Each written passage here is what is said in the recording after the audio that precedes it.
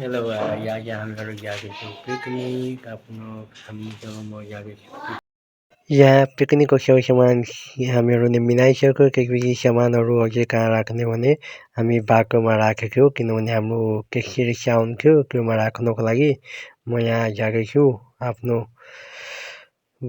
Main बाटो छ जहाँ टेम्पो आउँछ होइन ट्याक्सी रिक्सा त्यहाँ जान्छु त्यहाँ यहाँ एक मैले ब्याकग्राउन्ड क्यामेराबाट अघि नै हेराउँछु यहाँ यो मेरो हाम्रो बाटो छ यो मेरो बाइक त्यसपछि यताबाट यहाँ मेरो बुवा उभिनु भएको छ र यहाँ हामीले सामान राखेछौँ अब ट्याक्सी रिक्सा आउँछ तब हामीहरू जाने हो त्यसपछि हाम्रो ट्याक्सी रिक्सा आयो त्यसपछि हामीहरू हिँडिसके बसे त्यसपछि हामीहरू हिँडेको आफ्नो पिकनिक गर्ने ठाउँमा यो हाम्रो हाइवे जुन पिरारी चौक भन्छ होइन त्यसपछि हामीहरू कहाँ पुग्यो भने हामी पिकनिक स्पोट्सनिर पुग्यो पिकनिक स्पोट्सको फिल्डनिर यसको नाम के छ भने मणिपाल यो भित्र होइन त्यसपछि हामीहरूले के भने खोज्यो ठाउँ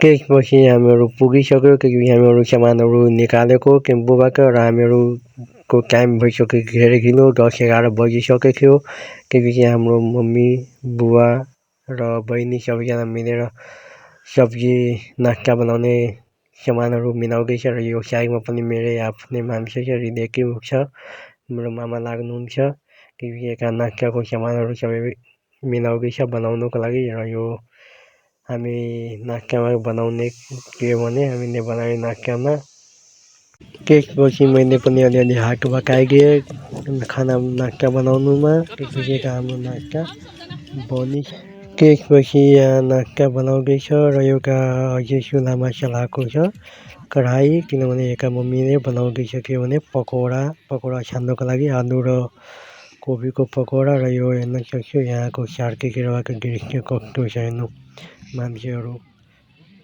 यो गाडीले थोरै छ लास्टमा हेर्नु म हेराउँछु कति मान्छे आइपुग्यो त्यसपछि यताबाट हामीहरूको यो गाडी हाम्रो गाई आयो त्यसपछि सबैजना मिलेर फेरि अब बुवा सलादहरू काट्दैछ त्यसपछि पकौडा नि बनिसक्यो यहाँ हेर्न सक्नुहुन्छ मम्मीले बनाएको पकौडा त्यसपछि हाम्रो बनिसकेको छ नास्ता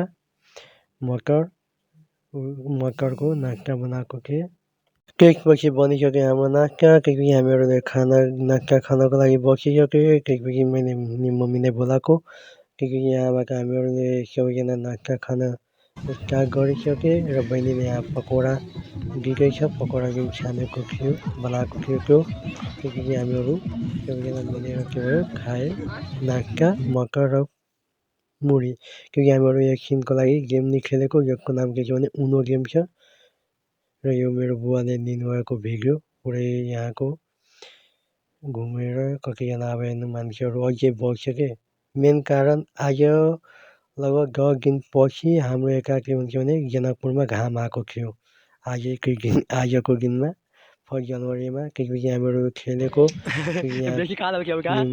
र मेरो मामा सबैजना उनो खेलेको यो तास छैन यो एउटा गेम छ जुन धेरैजनाले बुझ्दैन हाम्रो एरियाका तर यो उनो छ जुन धेरै राम्रो लाग्छ खेल्नुमा फ्यामिलीसँग खेल्नुमा अझै रमाइलो छ त्यसपछि हामीहरू खेलिसके त्यसपछि हामीहरू एका घुम्ने ठाउँ छ त्यहाँ हामीहरू गएका छौँ म र मेरो फ्यामिली सबैजना गएका छौँ घुम्नको लागि र यो मेरो मासी हुनुहुन्छ मासीजी हुनुहुन्छ त्यसपछि हामी सबैजना आएको म र बहिनी पछाडि थियो र मम्मी र यो हाम्रो जनकपुरको फेमस ठाउँ र के भन्छ भने सीताजीको यहाँ मणिमण्डप भन्छ यहाँ विवाह भएको थियो जुन सीतारामजीको बिहे भएको छ त्यो टाइममा त्यसपछि हामीहरू रिटर्न आएको हामीसँग बजिसकेको थियो 2 बजिसक्यो त्यसपछि अब खाना बनाउने टाइम भइसकेको थियो खानामा थियो बनाउने भने मासु थियो र मम्मीको आज बिहिबार थियो त्यसैले मम्मी मासु खानु हुँदैन बिहिबार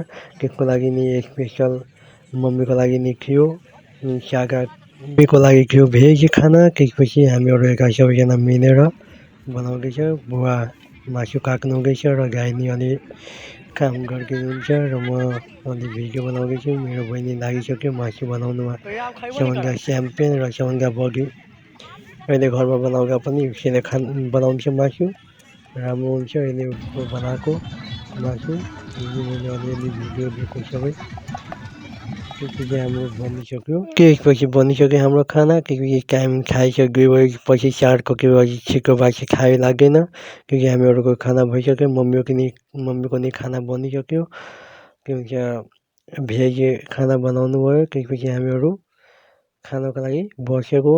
यहाँ हेर्न सक्नुहुन्छ सलाद केही 3-4 प्रकारको सलाद छ। त्यसपछि हामीहरू बसेको खानको लागि।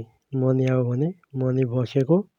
त्यसपछि यो त मलाई धेरै राम्रो लाग्छ फ्यामिलीसँग टाइम स्पेन्ड गर्न। त्यसपछि मैले अलि बहिनीसँग नि झिकेको सागा प्लेटमा खाने भनेर। त्यसपछि खाना नि राख्यो। त्यसपछि मासीजीले मासु नि राखिदिनु भयो। त्यसपछि सबैजना हामीहरूले खाएको। यो भिडियो मेरो बहिनीले लिएको फ्यामिली टाइम। म आफै 2 वर्षपछि यो टाइम पाएको थियो यो वर्ष खानको लागि र फ्यामिलीसँग टाइम स्पेन्ड गर्नको लागि पिकनिक। त्यसपछि यो भइसक्यो। त्यसपछि हामीहरू रेडी भयो अब जानको लागि सामानहरू प्याक गरेको। के आएको थिएँ के अब जानु पर्यो सबै सामान लिएर। त्यसपछि हाम्रो यहाँ हेर्न सक्छु कतिको भिड छ। मैले फर्स्टमा हेरेको थिएँ होइन। यो हेर्नु शाम टाइमको 4 बजेतिर कति मान्छे छ हेर्नको लागि आएको। पुरै मेला जस्तै लागेको छ आजको हेर्नु। त्यसपछि आयो हाम्रो अटोमा म बसेँ। त्यसपछि सामानहरू नि राखेको। त्यसपछि हामीहरू हिँडेको कहाँ आफ्नो घरतिर। र यो हाम्रो न्यु इयरको दिन समाप्त भयो। Thank you to watching my videos.